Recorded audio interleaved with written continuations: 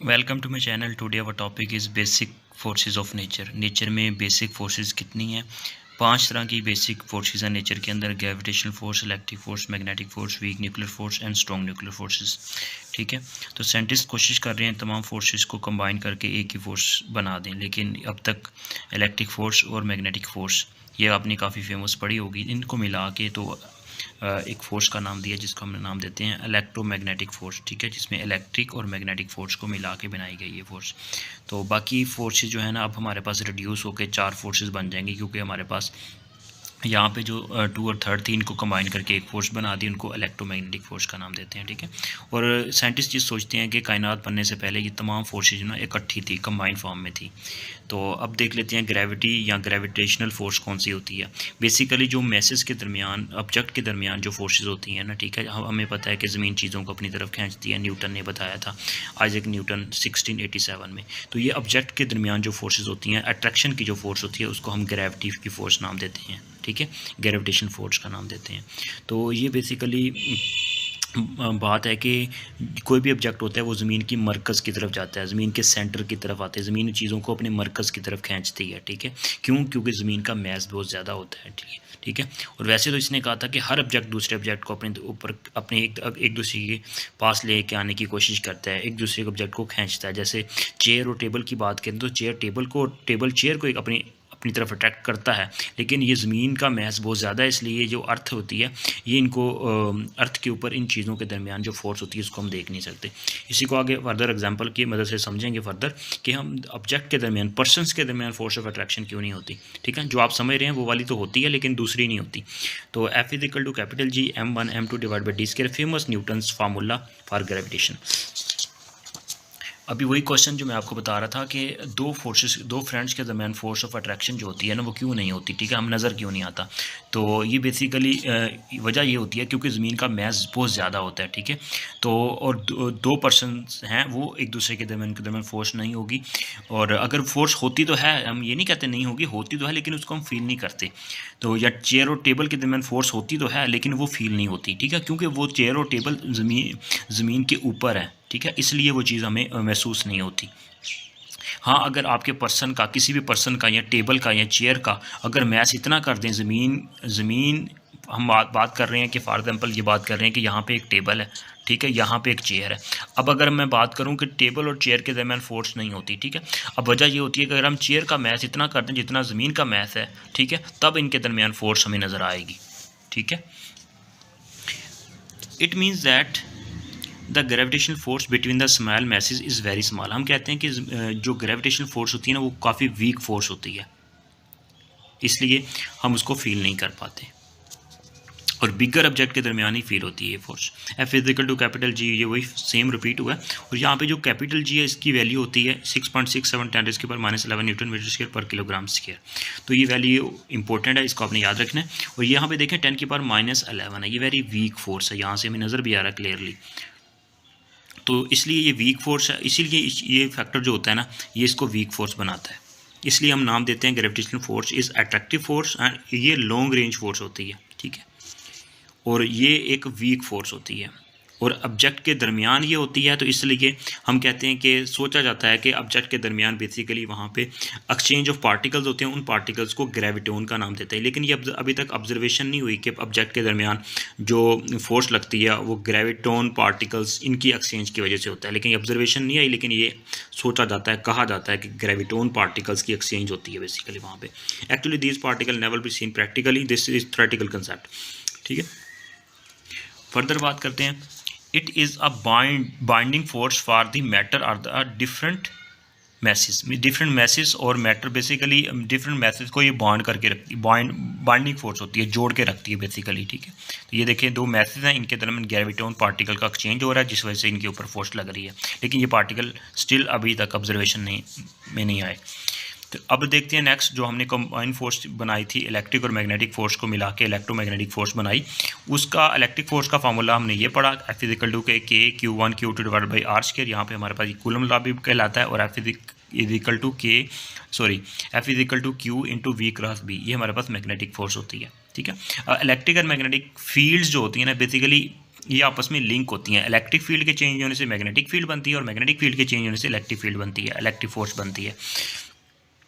तो electric force और magnetic force basically आपस में कंबाइन फोर्स होती हैं, ठीक है। और ये कंबाइन फोर्स का नाम ही हम नाम देते हैं इसको, इलेक्ट्रोमैग्नेटिक फोर्स का नाम देते हैं या इलेक्ट्रोमैग्नेटिक फील्ड का या अफेक्ट का नाम देते हैं। अब इलेक्ट्रोमैग्नेटिक फोर्स वो फोर्स होती है किसी भी मटेरियल में मौजूद इलेक्ट्रॉन्स और प्रोटॉन को बाइंड करती है, ठीक है, जोड़ के रखती है। जैसे हमारी बॉडी है वो भी basically electromagnetic force, electric field से ही हमारी बॉडी जो है ना आपस में बॉन्डिंग फॉर्म में है। It is binding force for the atom और मॉलिक्यूल। इंपॉर्टेंट ये क्वेश्चन है पॉइंट।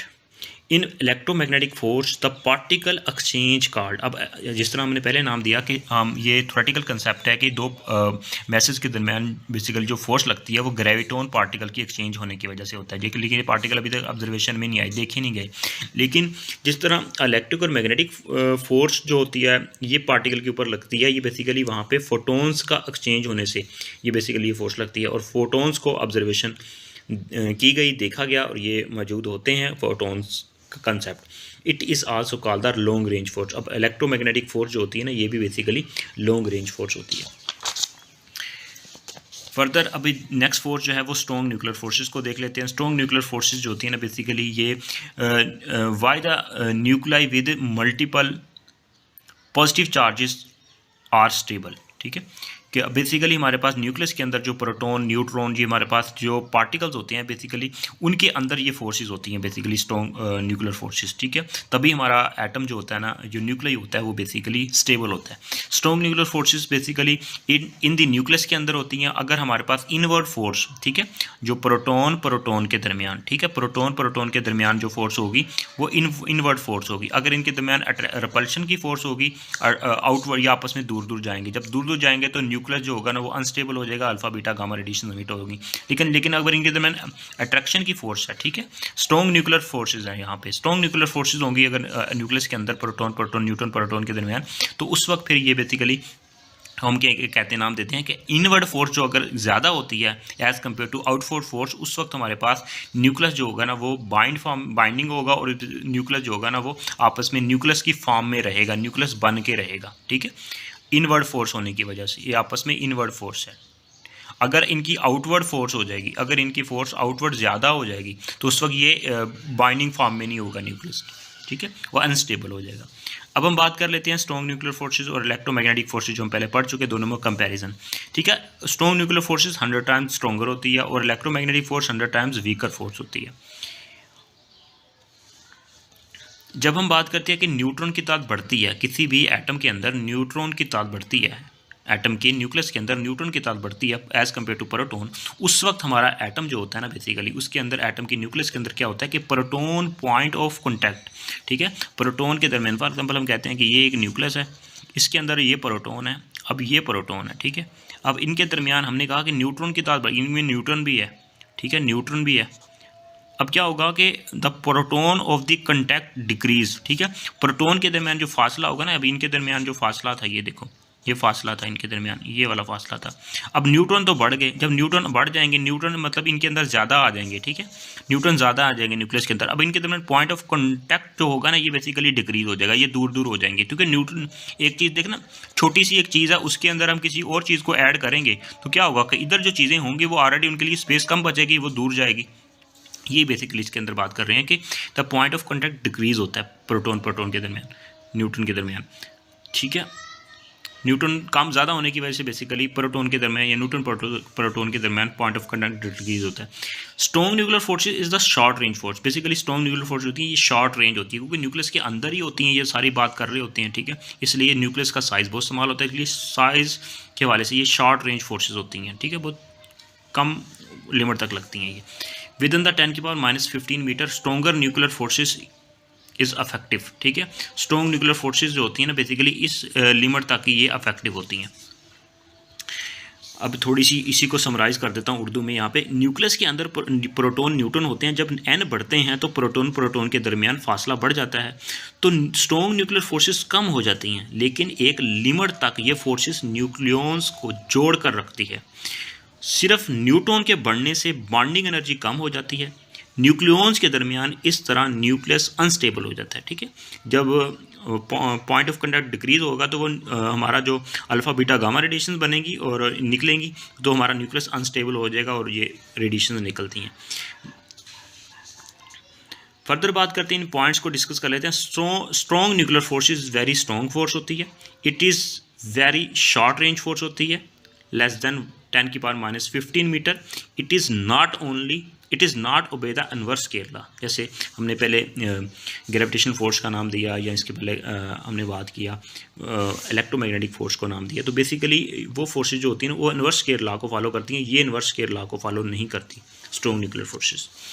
तो अब यहाँ पे देख लेते हैं प्रोटॉन के दरमियान बेसिकली जो फोर्स होती है वो ग्लूऑन्स बेसिकली पार्टिकल एक्सचेंज होते हैं। तो बेसिकली इसलिए हम कहते हैं कि ग्लूऑन्स पार्टिकल एक्सचेंज होने की वजह से बेसिकली ये फोर्स होती है।